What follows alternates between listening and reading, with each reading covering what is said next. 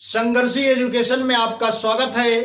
पिछले वीडियो में हमने अभ्यास 5C के प्रश्नों को हल किया था। आज हम अभ्यास 5D के प्रश्नों को हल करेंगे। आइए देखते हैं। तो बच्चों, अभ्यास 5D के जो प्रश्न है वह a² minus 2ab plus b² के रूप के व्यंजकों के गुणनखंड पर आधारित है। तो आइए हम देखते हैं कि इस प्रकार के व्यंजकों का गुणनखंड कैसे करते हैं। तो a² minus 2ab plus b², अगर इस रूप का कोई व्यंजक है तो उसका गुणनखंड करने के लिए हम इसको लिख सकते हैं बराबर a²। अब 2ab को आप लिख सकते हैं माइनस ab और माइनस ab। माइनस 2ab को माइनस ab यानी अलग अलग करके इसको दो भाग में लिख लेते हैं प्लस b²। अब इसके लिखने का फायदा हमको आइए देखिए क्या मिलता है। अब इन दो पदों को देखिए तो इसमें से a कॉमन लिया जा सकता है। a हमने कॉमन ले लिया तो बचा क्या, a, यहां से a बाहर गया तो a बचा और यहां पे a बाहर निकल गया तो b बचेगा। a माइनस b हो गया। और इसमें देखिए b कॉमन लिया जा सकता है, इसमें b है इसमें b है तो माइनस b आप कॉमन लीजिए तो बचेगा क्या, यहां पर a बचेगा और चूंकि हमने माइनस कॉमन लिया है तो ये माइनस हो जाएगा a माइनस b। अब यहां देखिए a माइनस b यहां पर भी है यहां पर भी है तो a माइनस b आप बाहर ले लीजिए, कॉमन ले लीजिए a माइनस b। बचा क्या हमारा a माइनस b। अब ये हो गया a माइनस b गुणे a माइनस b, जिसे हम a माइनस b के वर्ग यानी स्क्वायर के रूप में लिख सकते हैं। तो a² माइनस 2ab धन b² जो का गुणनखंड जो होगा हमारा a minus b into a minus b या a माइनस b का स्क्वायर होगा।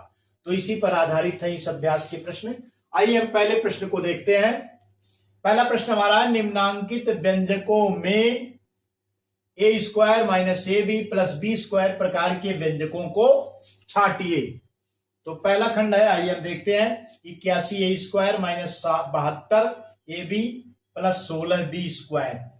तो 81 a² है तो इसको हम 9a और पूरे की घात 2 लिख सकते हैं, यानी 9a² लिखा जा सकता है। विस्तार करेंगे तो 81 a² के बराबर हो जाएगा। और ये 16 b² है तो इसे हम लिख सकते हैं प्लस 4b का स्क्वायर। 4 चौक को 16 b² हो जाएगा। इसका विस्तार करेंगे तो अब यहां पर आप अब इससे आप मिलान करिए। a² के स्थान पर 9a² हो गया है, b² के स्थान पर 4b² हो गया है। आइए हम देखते हैं 2ab इसमें फिट होता है कि नहीं। तो 2 लिखिए इंटू a के स्थान पर 9a है और b के स्थान पर क्या है 4b है। 4b हमने इसको इस प्रकार से लिख लिया है। तो आइए देखते हैं ये क्या हो जाता है, बराबर इसका मान क्या हो जाएगा। आप इससे आप मिलान कर लीजिए। 9a के स्थान पर क्या है 9a है, b के स्थान पर क्या है 4b है और माइनस 2 है। उसके बाद a के स्थान पर देखिए 9a है यहां पर आया है और b के स्थान पर 4b है, हमने 4b लिखा है। अब इसका मान क्या हो जाएगा, 9 दूना 18, 18 चौक 72, यानी 72 ab के बराबर है ये। यानी ये 72 ab जो यहां पर लिखा है इसका जब हम गुणा करके लिखेंगे 2 9 18 चौक 72। इसका अर्थ यह है कि यह व्यंजक जो है हमारा a² minus 2ab plus b² के रूप का है। इसे इस रूप में लिखा जा सकता है। तो ये क्या है, यह व्यंजक है। आइए हम बढ़ते हैं दूसरे खंड की तरफ। दूसरा खंड क्या है, 16b² minus 40by plus 25y²। तो a² के स्थान पर क्या है, a² बराबर क्या है यहां पर 16b², जिसे हम लिख सकते हैं 4b²। 4b का होल स्क्वायर। बी स्क्वायर के स्थान पर क्या है 25y स्क्वायर। हाँ यहां पर आप लिख सकते हैं ए बराबर क्या हो गया 4b हो गया।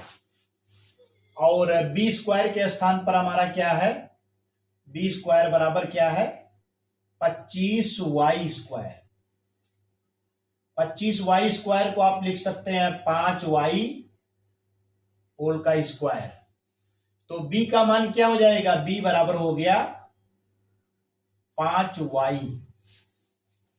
अब a निकल गया हमारा और b निकल गया तो 2ab हम निकाल लेते हैं।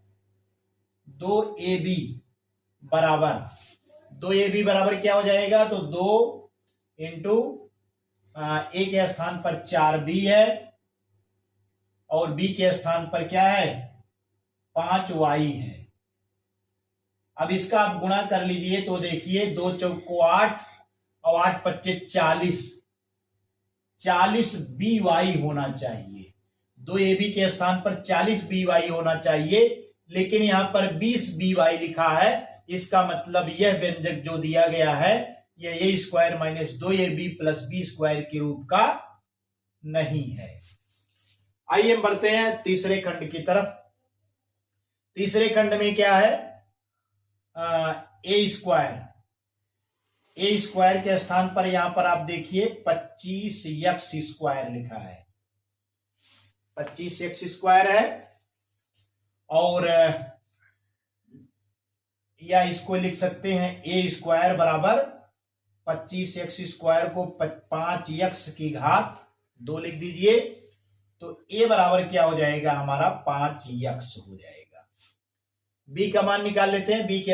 b स्क्वायर के स्थान पर 9 है। b स्क्वायर बराबर 9, ये बराबर हो जाएगा 9 को 3 की घात 2 लिख सकते हैं आप। तो b का मान क्या हो जाएगा b बराबर 3। तो 2ab आइए निकाल लेते हैं। 2ab बराबर हो जाएगा 2 इंटू 5x और इंटू 3 यानी 2 पच्चे 10 तिया 30x। 2ab के स्थान पर 30x होना चाहिए, जबकि यहां पर 10xy लिखा हुआ है, इसलिए यह व्यंजक जो है a square minus 2ab plus b square के रूप का नहीं है, ये भी नहीं है। आइए हम अगला देखते हैं। तो यहां पर a स्क्वायर के स्थान पर क्या लिखा है 5x स्क्वायर। तो a बराबर जो हमारा हो जाएगा a बराबर हो जाएगा वर्गमूल 5 और x का वर्गमूल आप निकालें, वर्गमूल 5x स्क्वायर ये हो जाएगा। और इसे वर्गमूल 5 इंटू x लिख सकते हैं। b स्क्वायर के स्थान पर क्या है हमारा b स्क्वायर बराबर 9y स्क्वायर है। तो b बराबर हो जाएगा वर्गमूल 9y स्क्वायर। वर्गमूल 9y स्क्वायर, 9 का वर्गमूल 3 हो जाएगा, y स्क्वायर का वर्गमूल y हो जाएगा, यानी b का मान क्या हो गया 3y। 2ab आइए निकाल लेते हैं। 2ab बराबर 2 इंटू वर्गमूल 5 इंटू x इंटू 3y, ये बराबर हो जाएगा 2 तिया 6 वर्गमूल 5 xy। इतना आना चाहिए। अगर ये होता तो यह व्यंजक जो होता इसके रूप का होता, क्योंकि इसका मान यहां पर 30xy दिया गया है और 30xy जो है इसके बराबर नहीं है, इसलिए यह व्यंजक a square minus 2ab plus b square के रूप का नहीं है। तो हमारा इसमें एक ही व्यंजक जो पहला व्यंजक है यह a square plus minus 2ab plus b square के रूप का है। यहां पर एक बार फिर इसको आप समझ लीजिए।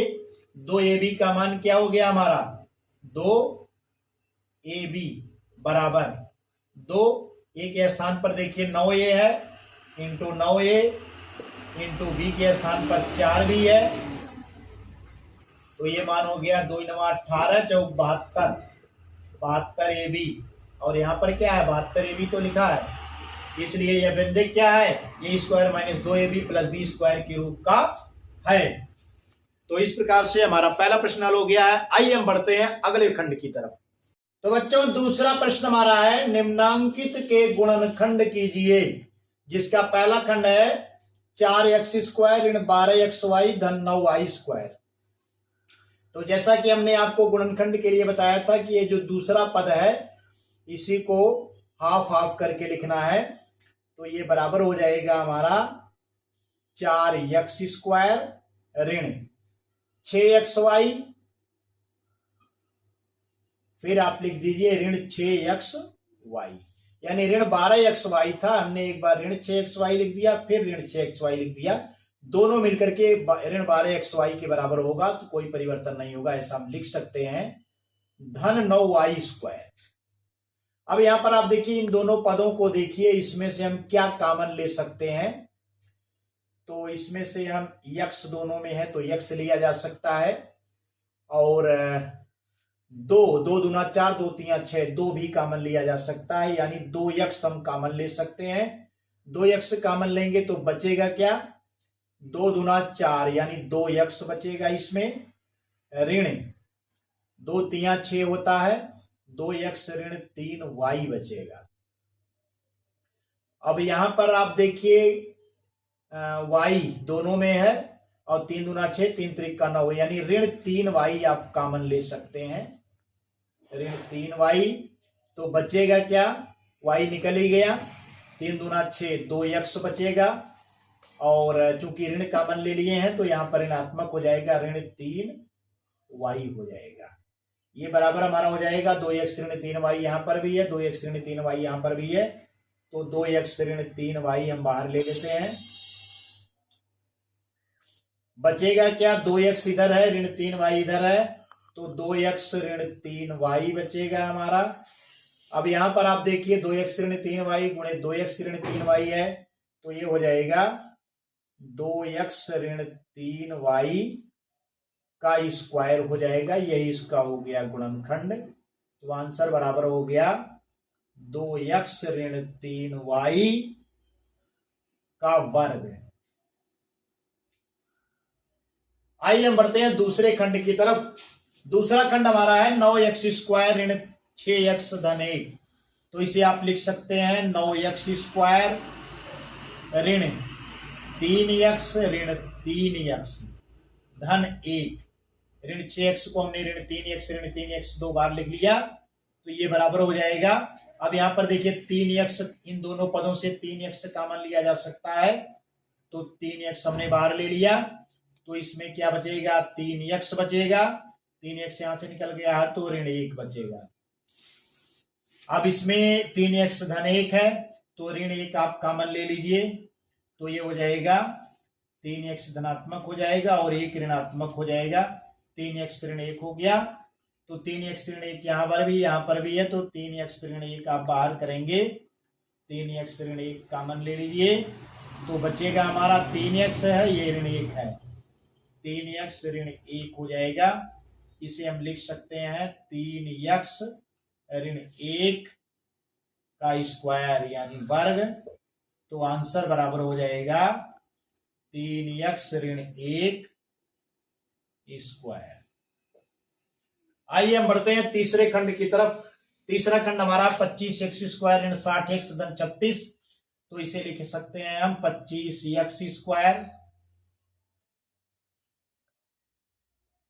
ऋण 60x को ऋण 30x करके हम तोड़ करके लिख लेते हैं धन 36। ये बराबर हमारा हो जाएगा। अब यहां पर देखिए 5 पच्चे 25 और 5 छक 30 और x दोनों में है, तो 5x आप कॉमन ले लीजिए, तो ये बचेगा हमारा 5x ऋण 5 छक 30 यानी 6 बचेगा यहां पर, और ऋण 30x धन 6, तो यहां से आप 36 है, तो 6 पच्चे 30 6 छक 36 ऋण 6 आप कॉमन ले लीजिए, तो बचेगा क्या, 6 पच्चे 30 यानी 5x ऋण 6 बचेगा। ये बराबर हमारा हो जाएगा 5x ऋण 6 दोनों में है तो बाहर लीजिए 5x ऋण 6, बचा क्या हमारा 5x और इधर ऋण 6, तो 5x ऋण 6, ये बराबर हो गया 5x ऋण 6 का स्क्वायर। तो हमारा आंसर प्राप्त हो गया, आंसर बराबर 5x ऋण 6 होल स्क्वायर। आइए हम बढ़ते हैं चौथे खंड की तरफ। चौथा खंड हमारा है 49x स्क्वायर ऋण 56x धन 16, तो इसे लिख सकते हैं बराबर 49x स्क्वायर, 56x को आप लिखिए ऋण 28x, ऋण 28x यानी 28 दूना 56 होता है, दो खंडों में हमने लिख लिया इसको, धन 16। अब आप इन दोनों को देखिए 7 सत्ते 49, 7 चौक 28 और दोनों में x है तो 7x कॉमन ले लीजिए, तो बचेगा यहां पर 7x ऋण 7 चौक 28 4 हो जाएगा। फिर आप 7x ऋण 4, 4 सत्ते 28 और 4 चौक को 16 होता है, ऋण 4 आप कॉमन लीजिए तो ये हो जाएगा 7x ऋण 4, ये बराबर हमारा हो जाएगा 7x ऋण 4 आप बाहर ले लीजिए 7x ऋण 4, तो बचा क्या हमारा 7x ऋण 4, तो 7x ऋण 4 गुणे 7x ऋण 4 ये हो जाएगा 7x ऋण 4 का स्क्वायर। तो इसका आंसर हमको प्राप्त हो गया, आंसर बराबर 7x ऋण 4 होल स्क्वायर। आइए हम बढ़ते हैं पांचवें खंड की तरफ। पांचवा खंड हमारा है x स्क्वायर ऋण 12xy धन 36y स्क्वायर, इसे लिख सकते हैं x स्क्वायर ऋण 6xy ऋण 6xy, ऋण 12xy को दो भाग में हमने लिख लिया, धन 36y स्क्वायर। अब यहां पर आप देखिए इन दोनों में क्या कॉमन लिया जा सकता है, x दोनों में है तो x हम बाहर ले सकते हैं, तो x तो बचेगा क्या, x बचेगा ऋण 6y बचेगा, और यहां पर देखिए 6 36 होता है यानी 6 दोनों में है और y भी दोनों में है, तो हम कॉमन ले लेते हैं ऋण 6y, क्योंकि यहां पर ऋणात्मक है तो यहां ऋणात्मक लाने के लिए ऋण 6y हम कॉमन लेंगे, तो बचेगा क्या हमारा ऋण 6y हमने ले लिया, तो बचा इसमें x, ऋणात्मक चिन्ह आएगा क्योंकि हमने ऋण बाहर ले लिया है, तो ये 6 छक 36 और y से एक घात इसकी कट जाएगी तो x ऋण 6y बचेगा, x ऋण 6y दोनों में है तो x ऋण 6y आप बाहर लीजिए, बचा क्या हमारा x इधर ऋण 6y, ये बराबर हो जाएगा x ऋण 6y का स्क्वायर। तो इसका आंसर हमारा हो गया, आंसर बराबर x ऋण 6y होल स्क्वायर। तो इस प्रकार से अभ्यास 5D के सभी प्रश्न हल हो गए हैं। उम्मीद करता हूं कि आपकी समझ में आ रहा होगा, और यदि आपकी समझ में आ रहा है और अभी तक आपने हमारा चैनल सब्सक्राइब नहीं किया है तो संघर्ष एजुकेशन यूट्यूब चैनल को सब्सक्राइब करें और बेल आइकन को प्रेस करें, जिससे हमारे नए नए वीडियोज की नोटिफिकेशन आपको बराबर मिलती रहे। धन्यवाद।